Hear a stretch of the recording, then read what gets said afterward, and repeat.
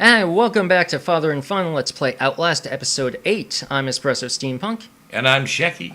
And I know we said we're going to pick up with some of Shecky's stories, but I need to put a disclaimer at the start of this episode. It ends in a cutscene that is graphic disturbing. This is a hands in front of face kind of moment. If you're squeamish, skip the cutscene. I'll give you a recap at the start of Episode 9. And this is why when we were going to go out to dinner yesterday, I said, let's not watch this video yet. Okay. So we just got into the mail ward, and we were looking for a way out. And in the meantime, let's talk about some of those fun stories. This is a funny story. Oh, this good. is funny. Okay? We need that. This is okay. This was I was called. There was a plane that had skidded off the runway at LaGuardia Airport in New York. This was in the middle of the winter, dead cold. It was, Speaking of dead, dead cold.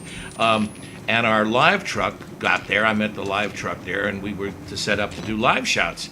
But the thing is, it was so cold that the door handle was locked. I mean, the key wouldn't go in, and the key wouldn't turn because it froze up. And we couldn't get into the live truck to start it to be able to do our job. Wow.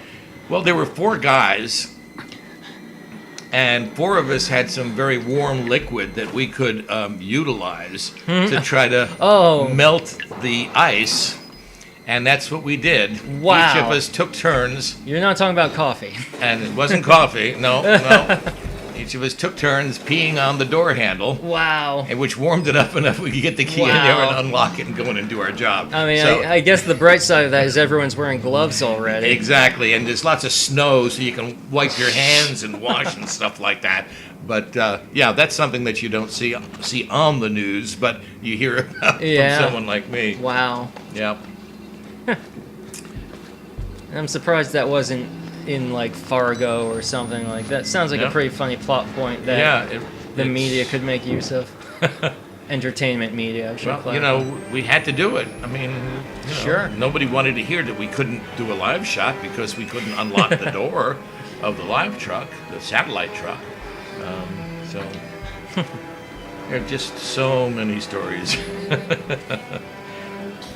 But I did, I was anchoring the day Value Jet went down, which was a horrible situation. Anchoring means you were at the desk reading the story to the camera. It wasn't like I wasn't out shot there ahead of time. It No. was you were doing it live. And it was everything was live.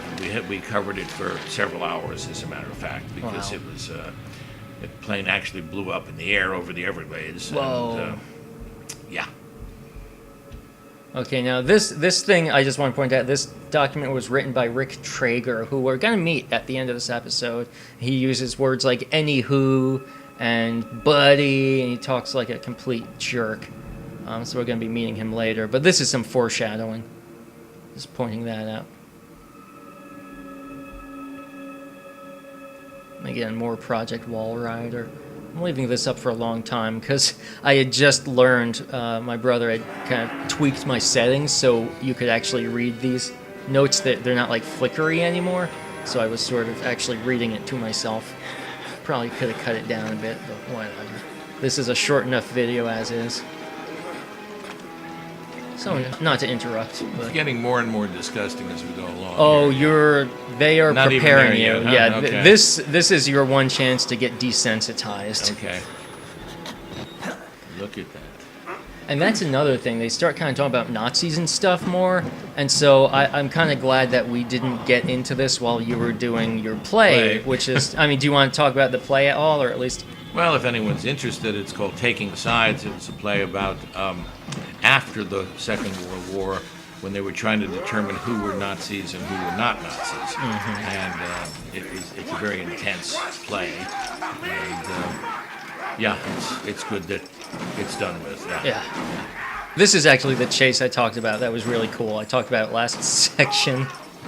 But basically, these 2 guys break in and start chasing you, and so not only do you have to remember to close doors, but you're going to start pushing shit in front of the doors to block it. So it's like you close it, and then you push it. And that's going to be important later on, because when the next time we're trying to escape from a variant or a stalker, we're gonna need to push a lot of shit. So it's rather well laid out as far as like introducing new mechanics and foreshadowing and stuff. I really do like a lot of the design and pacing decisions people made here. Got stuck on the door frame, but luckily I bought myself enough time. You can see him start smashing through.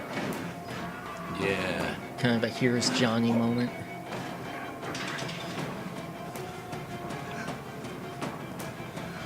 The AC and heating ducts are always good. Yeah. You know, I've never heard real-life stories of people sneaking through vents, but in every single video game, TV show, and movie, Movies, that's... you see it all the time. Like, ever since Die Hard. Yep.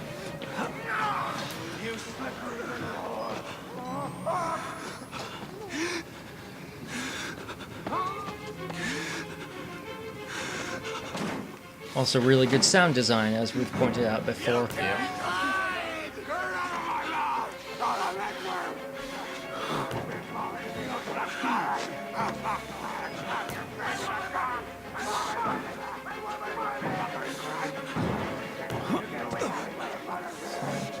Somebody wants their movie badly.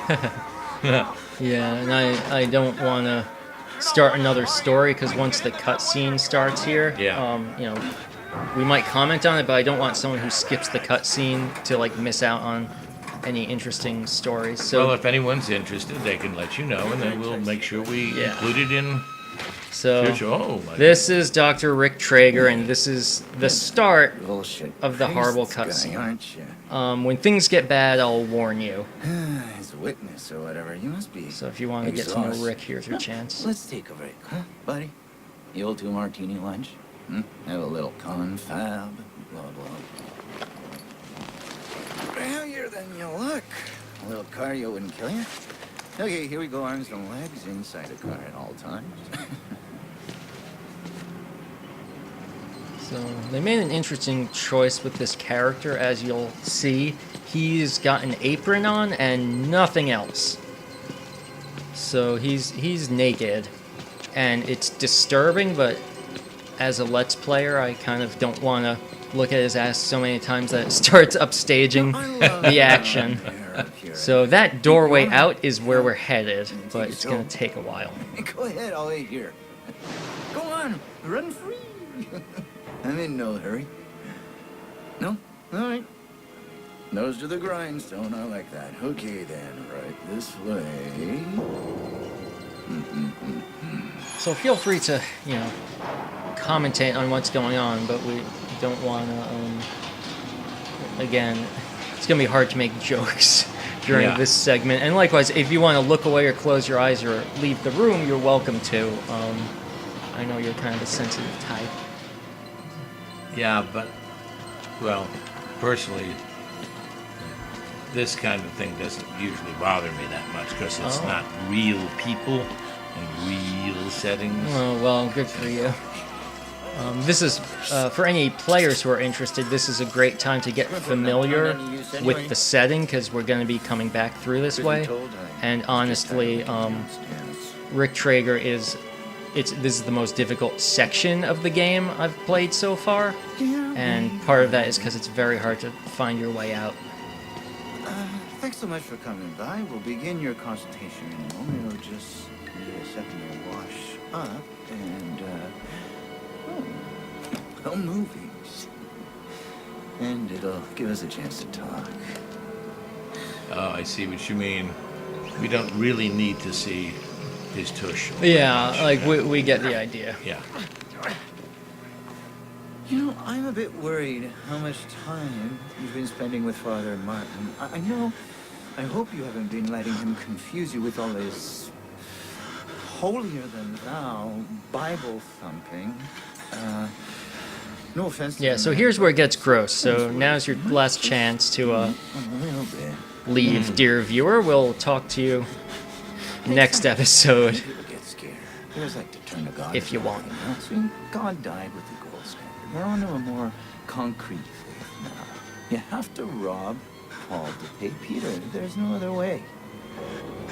Murder is the simplest form, but what happens when all He's money kind is of giving gone? this monologue, but it doesn't make a lot of sense. Like, I was trying to figure out And that's what I'm here for. what exactly he believes in or what he's Makes going for, you but mostly I think it's just... Believe. You paying attention? Don't pass that on me. There's so lot for you to absorb.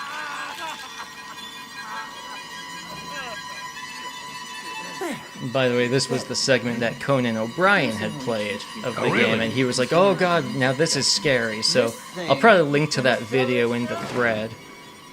But this was the scene that sold Conan O'Brien on this game, and that's when I decided I would put you through it. So Okay. I guess you have Conan O'Brien to thank. In other words, if Conan can do it, I can do it, right? Yeah. Something like that? Well, Okay. the fact that he, was impressed with it is what mattered to me. And of course, the sink's right there, guy. I missed. But that's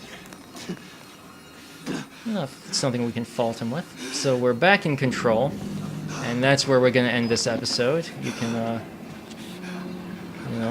go process that. Go make a pit stop, whatever you'd like, whatever works for you. Have a ginger ale. Mm-hmm. Though actually, I find ginger gum is the best. The C-Band company that makes like the motion sickness wristbands, they also make ginger gum for such an occasion. Well, as being out on sea for motion sickness, but I think it works here too. If you're so inclined.